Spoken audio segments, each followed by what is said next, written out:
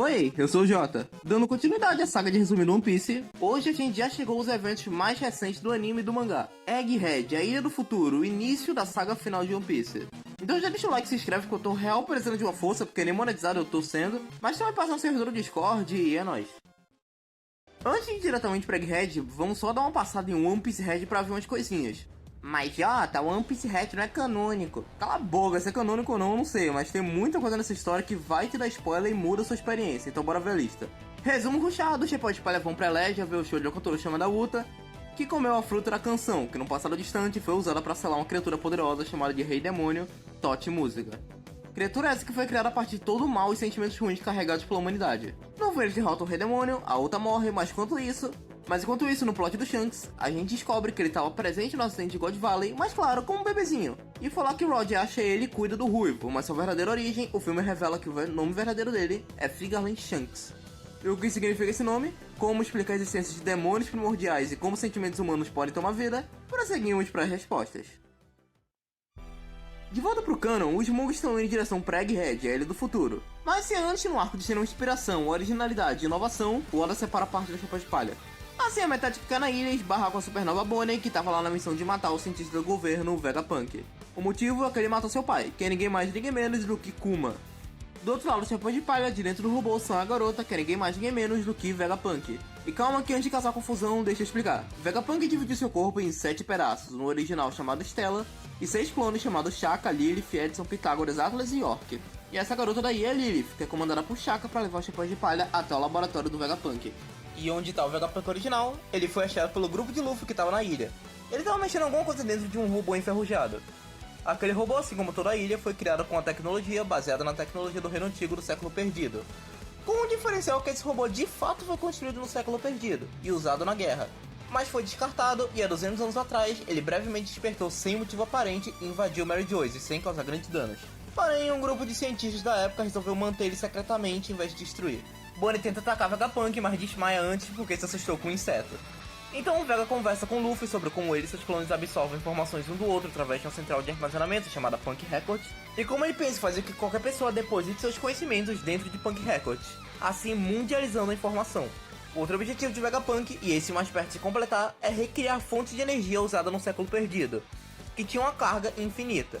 Isso já está quase completo com a Mother Flame, uma fonte de energia não infinita, mas enorme que visa distribuir essa energia para acabar com as necessidades de recursos naturais das nações. O problema é um só, o governo mundial não tá gostando nada dessa pesquisa que ele tá fazendo e tá mandando os agentes da CIP0 para apagar o Vegapunk. E junto deles, eles trouxeram o Seraphim, uma nova tecnologia de Vegapunk que clona o DNA dos antigos Shichibukai e soma ao DNA de Lunário. Já ciente disso, o Vegapunk ativa um puta sistema de defesa contra a CIP0 que junta a força ao ataque de Luffy. Já ativa o G5 pra lutar contra Lute, que mostra que agora tem sua fruta também despertada. E ignorando o cacete que o Luffy deu no Lute, Vegapunk se surpreende com a forma que o Luffy tomou. E a mesma forma que o Deus do Sol Nika. E para isso ele dá a explicação. Acontece que a origem das Akuma no Mi é que há muitos séculos atrás a humanidade ganhou o poder do desejo, sendo capaz de manifestar seus instintos e sentimentos de várias formas. E seu desejo mais primitivo de evoluir, adaptar e avançar se tornou as Akuma no Mi. Porém a Mãe Oceano, a deusa dos mares, desaprovou esse método antinatural, banindo os humanos de seu domínio, e por isso quem come essas frutas se torna incapaz de nadar. Então, enquanto as frutas promessas representam o desejo de poder da humanidade, frutas sóis representam as crenças das criaturas e seres divinos, assim explicando as frutas de Deus existentes em One Piece. Depois de derrotar Lute, a gente vê que uma frota da marinha está se aproximando de Egghead, trazendo não só o Almirante Kizaru, mas também o dos Goroseis, São Jay Garcia Saturne, o que dá início ao que virá ser chamado de Incidente do Cerco. Vegapunk descobre que existe um traidor entre eles, que não só matou Pitágoras, como foi quem vazou os segredos de Vegapunk pro governo. A CIP0 também descobre que possui um traidor, e quando eles descobrem que o traidor é Stussy, um humano gerado artificialmente a partir do DNA de uma antiga pirata Rox, York se revela como a traidora dos Vegapunk, que sequestra Stella e mata Shaka. E bem quando parecia tudo perdido, o arco acaba. E é isso, valeu, falou. Agora a gente vai pro interlúdio, o terceiro ato de Egghead, que mostra o que tá acontecendo ao redor do mundo. Lau foi pra Ilha dos Campeões, mas a gente sequer botar os pés lá, encontrou Barba Negra, que derrotou e pegou todos os 3 Poneglyphs. Do outro lado, o Kid vai pra Elbaf, e coitado, eu cortei total a participação dele em um ano no vídeo passado. Mas antes de comemorar, quem tá em Elbaf é Shanks, que aparece e derrota a Kid com um ataque só, e pega também os 3 Poneglyphs. Outra coisa que eu esqueci no vídeo passado, pra variar, é que o sistema de Shichibukais foi abolido, e com isso os marinheiros começaram a caçar eles. Crocodile e Mihawk foram espertos e fizeram uma parceria com Bug, assim criando uma aliança chamada Cross Guild, fazendo parecer que Bug estava no topo, assim ele se tornando Yonkou, e logo após declara sua intenção de achar One Piece. Em Hachino Azul, Barba Negra tinha raptado Kobe, pois ele queria negociar com a Marinha um carro de Tenryubito. Mas quem foi resgatar ele foi Garp em pessoa, que mostra seu poder destrutivo, mas perde para Kuzan e a astúcia dos piratas do Barba Negra. Agora, finalmente, Sabo, que sobreviveu ao ataque de Luluzia, chega na sede dos revolucionários para contar o que de fato aconteceu no Reverie. Ele espiou o rei de Alabasta conversar com os Gorosei sobre uma carta deixada pela primeira rainha de Alabasta há 900 anos atrás. Só que ao revelar que o nome dessa rainha era Lily, uma porta ao fundo se abre e quem entra é ninguém menos que Imo, se sentando no trono vazio na frente do rei. Imo então fala que Lily era uma traidora dos 20 reis que fundaram o governo mundial, e foi ela quem espalhou os poneglyphs pelo mundo todo. As únicas pessoas que ousaram desafiar os reis foram os Di, que se juntaram contra a tirania do governo mundial, mas que com a história apagada, Ion descreve eles como meras cascas vazias, e que não sabem o propósito da própria existência. É então que Imo força o rei a revelar que o verdadeiro nome da primeira rainha de Alabasta era Nefertari de Lily, e só ouvir esse nome foi suficiente para Imo atacar o rei com uma flecha. Mas antes de dar o golpe final, Sabo aparece e ataca Imo, que se transforma numa criatura feita de sombras. E ao fazer isso, todos os 5 Gorosei assumem formas parecidas, e Sabo descreve o lugar mais sagrado do mundo como o próprio inferno. Sabo tenta correr com o rei, mas o golpe foi fatal demais, então antes de morrer, ele diz a mensagem da carta de Lily para Sabo: no mundo, erga a bandeira da liberdade. Mais tarde, a Fano descobre que essa palavra secreta era no mundo que afunda. Ao terminar a história, o exército revolucionário discute sobre as possibilidades, e Ivankov cita que Imu era um dos 20 reis que fundaram o governo mundial, e o nome completo dela é Nerona Imo. E se você se pergunta como ela viveu por tanto tempo, acontece que existe uma fruta, que hoje pertence a Law, que dá a capacidade do usuário de sacrificar sua própria vida em troca da vida eterna de outro alguém. Também é revelado que o governo está usando parte da Mother Flame para abastecer Uranus. E por último, nos é apresentado aos God Knight, os Cavaleiros de Deus. A linha de combate dos Tenryubitos e seu líder, Figarland Garland, o pai de Figarland Shanks. E por falar nele, ainda no Reverie, ele aparece para falar com os Goroseis tranquilamente, como se não fosse ninguém. E não só o comportamento, até mesmo a aparência dele estava estranha, já que aparentemente ele não tinha a cicatriz que ele tem no rosto. Só espero que o Oda não meta nenhum plot de que esse é um tipo irmão gêmeo do mal do Shanks. Mas agora voltando pra Egghead, o plot twist é que os Mugens aliados conseguem reverter o jogo pro lado deles e estão fazendo York de refém, que por sua vez também colocou um escudo de Egghead repetindo a entrada e saída de qualquer um. Só que indo pro topo da ilha e usando o Megazord no início, eles podem conseguir pegar distância para chegar em segurança no mar e ir pra ilha mais próxima, é o Baf. Nesse meio tempo, quem tá de volta é Bonnie, que após uma luta com Vegapunk, mostrando que a fruta dela tem a habilidade de fazer seu corpo viajar no tempo, tanto pro futuro e pro passado, mas também pra linhas de tempo diferentes, ela acaba vendo as memórias do seu pai Kuma, então, hora do flashback. Kuma nasceu de uma raça chamada de Bucaneiro, que juntamente aos 3 olhos e os lunários, compõe as 3 raças lendárias do mundo de One Piece. Ele já nasceu como escravo, porém seu pai conta pra ele a história do deus do sol Nika, que viria para libertar os escravos. Foi quando ele foi enviado para ser vítima de um jogo de caça entre os Tenryubitos lá em God Valley, que ele conhece Ivankov e a sua irmã Guinea, que vaza informações do jogo de caça e seus inúmeros prêmios, e assim grandes piratas aparecem para disputar pelo tesouro dos Tenryubitos, incluindo Rod e Shebek, dando início ao que viria a ser o incidente de God Valley, e criando a distração para Guinea e Ivankov e Kuma fugirem. Depois de Iva se tornar um pirata, Kuma e Guinea vivem uma vida juntos, mas quando o reino dele está sendo atacado, o antigo marinheiro salva ele junto de Ivankov. E esse ex-marinheiro era Monkey Dragon, e assim eles criam um exército revolucionário. Anos se passam e Guinea é sequestrado pelos Tenryubitos para que possam fazer experimentos nela, além de outras coisas que não dá pra falar aqui. É só 2 anos depois que ela retorna após contrair uma doença mortal chamada escama de Safira, no qual sua pele se endurece quando exposta à luz do sol. E antes de morrer, ela entrega pra Kuma Bonnie, a bebê que ela teve enquanto estava em Mary Joyce. Só que com o passar dos anos, Bonnie também começou a demonstrar os sintomas dessa doença, fazendo Kuma começar a procurar uma cura. Enquanto isso, ele também ensinava Bonnie sobre Nika, e a garotinha sonhava com o dia que ela poderá encontrar ele. Kuma viaja por todo mundo, e quando ele conhece Vegapunk, o cientista oferece uma proposta de estudar uma cura para a doença, enquanto o governo estuda o corpo bucaneiro de Kuma. Ele aceita sem hesitar, mas Saturno interrompe, dizendo que Kuma devia ser transformado numa arma de guerra do governo. Que apesar do absurdo, Kuma não muda de opinião. Assim, sem saber o contexto da história, Bonnie se lança ao mar com somente 12 anos, achando que Vegapunk que matou seu pai. Enquanto isso, durante a Guerra dos Melhores, Vegapunk retira todas as memórias de Kuma, e por consequência revive todas elas no processo. E por mais que sua vida fosse repleta de perdas, em seu momento final ele julga sua vida como extremamente feliz. E tudo por causa de uma única criança, que ele decidiu chamar de filha.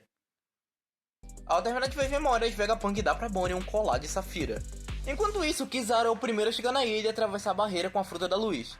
E logo após uma revanche épica de Luffy contra Kizaru, o Yonkou vence o almirante, porém Luffy cai por desgaste, ficando imobilizado.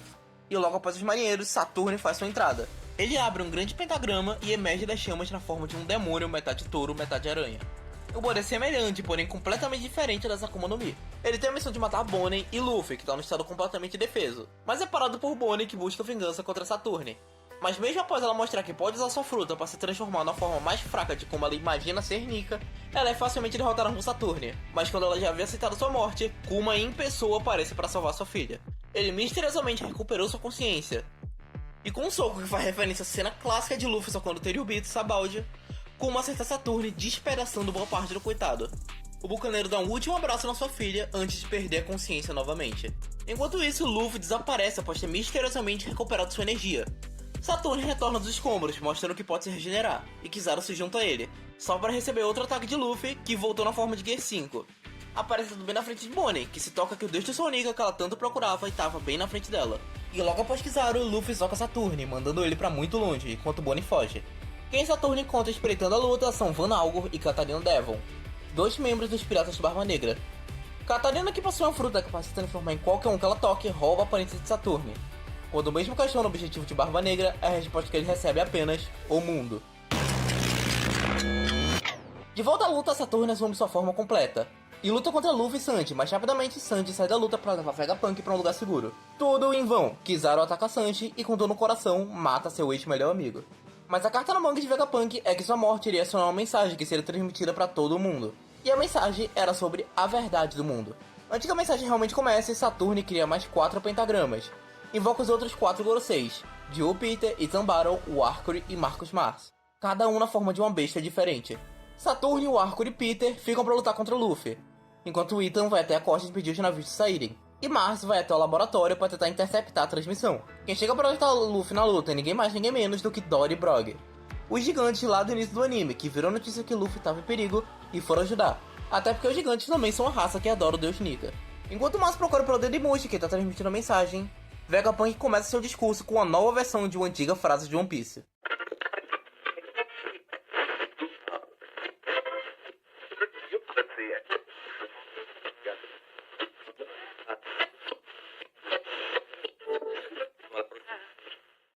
O mundo está afundando.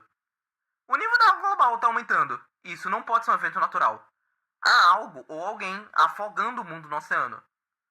O motivo ainda é incerto, mas para se ter como pelo menos pode se combater isso, Vegapunk nos leva para uma história de 900 anos atrás, sobre o garoto que se jogou aos mares e virou o primeiro pirata, Joy Boy.